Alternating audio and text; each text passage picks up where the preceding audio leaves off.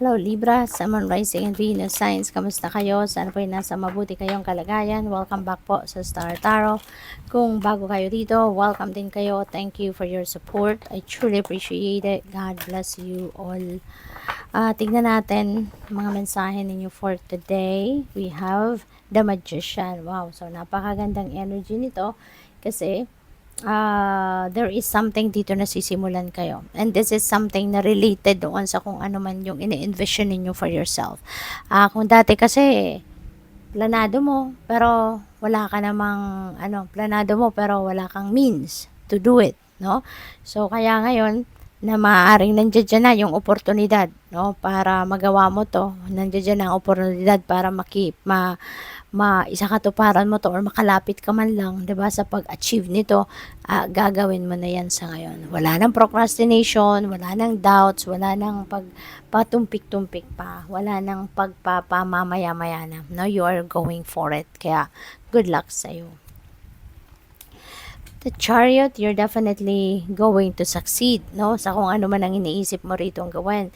Kasi si Chariot is a successful, no? Successful energy. Kaya maybe you're really going forward, no? Talagang gagawin mong lahat para makausad ka, makapag-move forward ka at lumapit ka doon sa goals ninyo. Kaya with the Chariot, parang ina-assure nito na yes, just go for it kasi meron tagumpay. Magtatagumpay ka sa inyong gagawin. Provided that you continue to be determined, focused, no? At eye on the prize kayo, then you will definitely succeed. Kaya napakaganda. Na-promise yan sa inyo. Six of Autumn. Ayan. So, there is success and prosperity, 'di ba, coming your way. There is abundance na paparating. There could be a windfall of money na paparating. So, kung ano man ang mga biyaya na dadating sa buhay ninyo sa ngayon, you are going to be, parang successful financially, no? Dahil kung ano man ang dadating na pera sa inyo, whether that is tulong coming from other people or that's definitely a blessing, windfall of money na pwedeng dumating sa'yo. Maganda rito din kasi makakatulong ka na sa iba, matutugunan mo pa yung mga pangangailangan mo sa ngayon. Pwede rin na magkaroon ka na ng pagkakataon mabayaran mo yung mga utang, makabigay ka din sa iba, sa mga kapamilya mo, sa mga taong humihingi ng tulong sa iyo. And at the same time, pwedeng makapagtabi ka pa ng pera, 'di ba, for the rainy days. Kaya napakaganda, no? Money is coming your way. And it could come from various sources. Now, hindi mo alam kung saan to manggagaling, but definitely there is money coming your way. Nine of Autumn, wow. So, talagang swerte mo sa pera sa ngayon, no? Kasi this is financial comfort, financial freedom na may experience mo ngayon, prosperity and abundance, may kayamanan, wealth na paparating. So, really, really beautiful. Pagdating sa inyong kaperahang aspeto, you are definitely going to have that opportunity na magkaroon ka na ng financial security, stability, at yung luxury na maaring matagal mo nang minimithi, yan ay maaaring mabigyan na din ng pagkakataon na magawa mo yun, maibigay mo sa sarili mo. Kaya this is really a beautiful energy.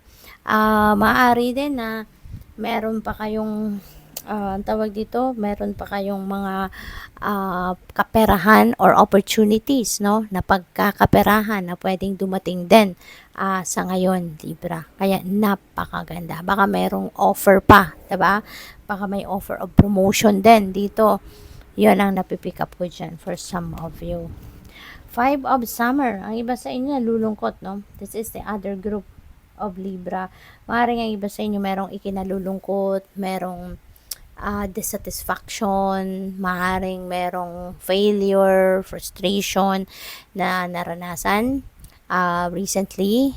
But yan ang advice sa inyo dito, wag na kayong malungkot, wag na kayong madismaya. Kasi if you are going to dwell on more negativity, on more negative energy, more negative feelings and emotions, and negative thoughts, mas dadami pa yan, mas manganganak pa yan. That's going to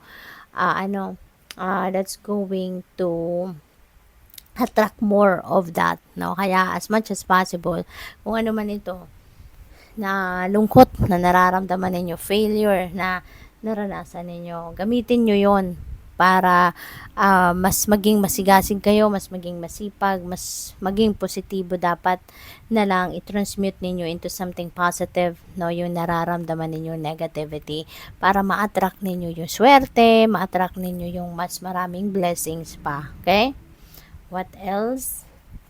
We have Ace of Spring. Ayan. So, may biyaya na paparating, hindi ba? These are new opportunities coming your way. Maaring oportunidad yan para magkaroon kayo ng bagong trabaho, bagong karera, bagong negosyo, bagong money path, yung gano'n. At ang maganda rito, no?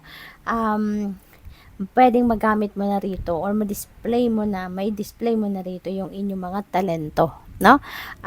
Kasi kung dati, siguro ang trabaho ninyo, hindi ninyo nagagawa or hindi ninyo nagagamit yung mga talents ninyo, yung gifts ninyo, yung mga ganun. Pero ngayon, ang opportunity na to might give you that, just exactly that, na magagawa mo na kung ano yung passion mo. At ang passion mo, yun ang magiging trabaho mo, no?